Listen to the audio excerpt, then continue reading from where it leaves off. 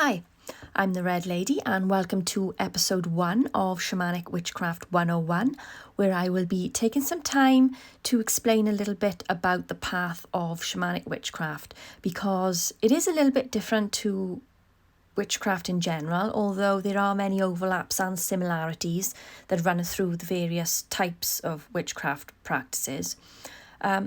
I had no idea what kind of visuals to use for this introduction, so I use one of my own paintings that I think illustrates the essence of shamanic witchcraft, and that is centered on spirit work and developing relationship with the spirits. If that's something that scares you, then I'd hate to say it, but you are watching the wrong video and this really isn't the path for you. Shamanic witchcraft is a path that is centered a lot more on psychic development, spirit communication, and building rapport with your spirit team. The other aspects of witchcraft, and by that I mean the more practical side of things, are a secondary tool. Now, there are a few things that people who are called to this path need to know. Really need to know. Shamanic witchcraft is not for the faint of heart. It is not a hobby or even a lifestyle choice. In many cases, when you are called to this path, you will have no choice but to follow that calling. And I will do my best to explain to you exactly why that is the case. So the following list is a sort of checklist or criteria of signs and symptoms that you can consider when this path, whether this path is for you or not, because I don't want to be wasting anyone's time. I want to be as clear as I can possibly be about what this path entails. So, number 1, people who feel really drawn to this path are usually being drawn by the spirits or their own spirit team, whether they realise it or not, whether they realise they have a spirit team or not yet. Number 2, that calling does usually have a tendency to be extremely disruptive to your life. When you are called in a shamanic fashion to this path, the symptoms it can cause are many, and sometimes that isn't very pleasant. That's the reality of it. The people who are called to this path have typically led very difficult lives or have had very difficult childhoods. Sometimes a calling can take the form of a sudden illness, a physical illness, or a serious accident, the possible development of mental health issues, or even a near-death experience can be involved. No two people will have the same exact calling. Everyone is completely different and unique. And as I said, it's not for the faint of heart at all. Number 3, if you are watching this video right now and your situation fits those sort of circumstances and you feel this path is right for you, then that could well be the case. If your circumstances don't fit that criteria, then either this isn't the path for you or you are one of those that seek out the shamanic path as a lifestyle choice. Now, earlier I said that it wasn't a lifestyle choice. But what I mean by that is it isn't a lifestyle choice for those who have been called. Now, anyone can learn to practice shamanic witchcraft and will be able to progress with it by development of the psychic faculties. Those who have been typically called to the path will already be experiencing some form of psychic phenomena or spirit phenomena or disruption, serious problems. This can be quite unsettling, as the path certainly isn't easy. If you're looking for an easy ride with shamanic witchcraft, I will give it to you straight. That is not going to happen, period. This is a difficult path. So, I'm not saying any of these things to purposely try and put people off. I'm saying them because they are true. Now, my practice centres on the old ways, and there is absolutely nothing new agey or even remotely hippie-like about what I do. I am born and bred in the Celtic country of Wales. My ancestry is Celtic. I don't dress in deerskins or wave feathers over people. I do not describe myself as, the wounded healer. Shamanic witchcraft also has absolutely nothing to do with Wicca or any other subcategory of Wiccan-based practices. I do not recognise nor adhere to any Wiccan rules or the rule of three. The rule of three is a modern concept, and from a shamanic perspective, it is, is quite ridiculous. My practice is based on gaining knowledge of developing the psychic faculties. That's a standard requirement. Gaining knowledge of your spirit team, that is the spirits that have been around you since you were born and are guiding you. Once you begin to work with those spirits, you must put in the effort to build rapport with them and build relationship with them.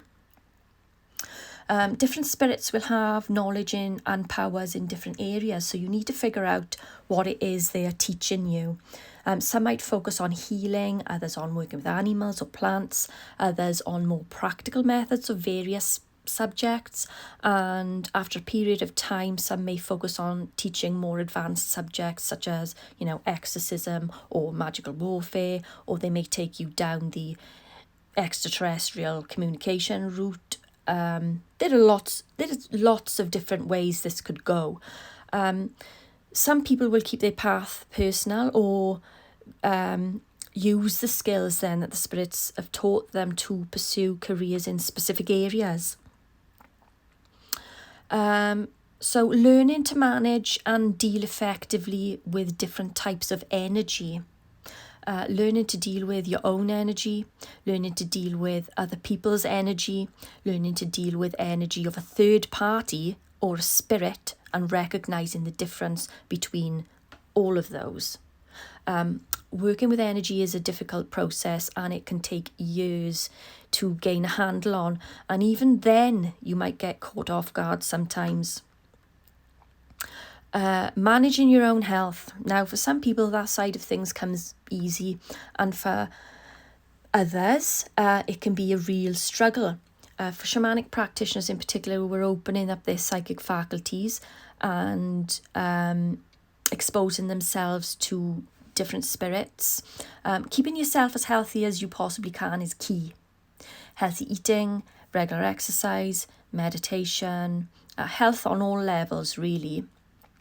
So this is standard for anyone in life, but like I said, some people have more trouble with it than others, and so I think, I will be covering this subject in Shamanic Witchcraft 101 as well at some point, managing your own health. Mediumship abilities. Psychic abilities and mediumship abilities are two completely different things. Those who are called to the path are usually those who have natural mediumship abilities. Having said that, even if you don't have a natural ability for mediumship, you can still work with the spirits via your psychic faculties, although that interaction may be slightly more difficult and challenging, but not impossible. It can be done. The capacity for mediumship is how the spirits are able to call you to the shamanic path in the first instance. And so maybe now this makes more sense as to why shamanic witchcraft differs from other types of witchcraft. It is through that mediumship ability. And the ability for mediumship offers you the opportunity to excel in certain areas, such as exorcism, for instance. The spirits may want to train you to be able to professionally clear spaces, or in rare circumstances, remove invading spirits that inhabit people without their permission. In other words, dealing effectively with a possession. So as I said before, and I'll say it again, it is not for the faint of heart. Shamanic practice, despite how most of these new age people market it, it isn't a relaxing pastime. It's difficult and it's challenging work. So there are a lot of other things that Shamanic Witchcraft covers, but that, for an introduction, is a standard shortlist. The practical side of witchcraft, such as building altars, working with tools, that is all secondary. First and foremost, you are the only tool you need for this practice. Developing yourself and your psychic skill set come first, and you don't need to buy anything or make anything in order to do that. If any of what I just covered, and that's just a few of the basics, doesn't resonate with you, or it inherently scares you, this path then might not be for you. If you do resonate with any of the above, then this is the first episode of my series Shamanic Witchcraft 101, and you are welcome to subscribe, hit the bell for notifications, and follow along with this series. So if you want to learn, or if you feel you need to learn, because this is the path you're being called to, then you are a super special human being indeed, and have undoubtedly been through a lot of rough stuff in your life in order to get to this point.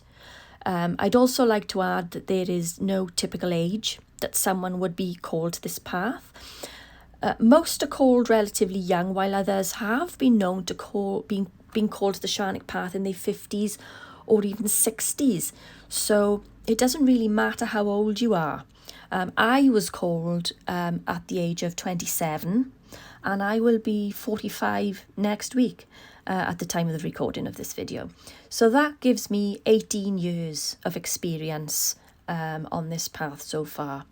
I do have a video that explains more about my own personal calling, I recorded a few years ago. So if you're interested in that, I will link it in the description box below. There are just a couple of other things I want to run through for this introduction, and that should be standard for any magical practitioner or spirit worker, in my opinion. That is adhering to the principles of equality on all levels for all people. Freedom. This practice has a lot of free reign, where others appear to have many rules or ethics that you're told you should go by. Shamanic witchcraft doesn't appear to have any clear boundaries or rules. It can be tailored to your own individual style. You create your own rules and your own ethics around this. You ultimately create, your own style and methods of practice. Eventually, what I can bring to the table and help you with are the basics to get you started. I'm not going to tell you that you shouldn't do this or that. If you fuck up, then you will only learn from the consequences. Learning by trial and error is a far more effective way to learn than someone being told not to do something. Do it. See what happens. That is how you will learn to take responsibility and witness the consequences of any magic you work. Also, respect for the planet and respect for the creatures that live on on this planet. And in order to practice magic on any kind of competent level, you need to learn to face your inner demons or your shadow self. Shadow work is also heavily involved with shamanic practice. You will be scrutinizing your own personality, reflecting on any difficult childhood or even adulthood memories or traumas, and taking steps to heal those wounds. You will also need to recognize if you have any bad habits or negative traits or programming that you've been conditioned to from birth by perhaps family, school, television, your peers, or even bad pop music. And I'm not joking. The music you repeatedly listen to has an effect on your behaviour and your mental health. So before you can begin to progress on this path, you will need to learn a lot more about yourself, things that you weren't necessarily aware of before. You need to learn to understand yourself. What motivates you? What hidden strengths are you harbouring? What are your weaknesses? What kind of character do you project? What do you hide from people? What are your fears? Fear and dealing with fear is another important part of progressing on this path. Overcoming your fears, especially fears about spirits. Working with spirits and managing more difficult or aggressive spirits. Whatever you think magical practice is or isn't, at this point, it is most certainly about you to begin with. So the first subject I will be covering in episode 2 will be protection and grounding. Grounding yourself, particularly with regards to opening your psychic faculties, is so important and a basic requirement, as is protecting yourself. So these two skills are standard and they are absolutely crucial and essential for any beginner. So I hope you'll join me for that next episode. Not sure when, but it'll be soon. Don't forget to check the description box for relevant links. Please do subscribe, like and share, as it helps me out a lot. I am the Red Lady and I will see you soon.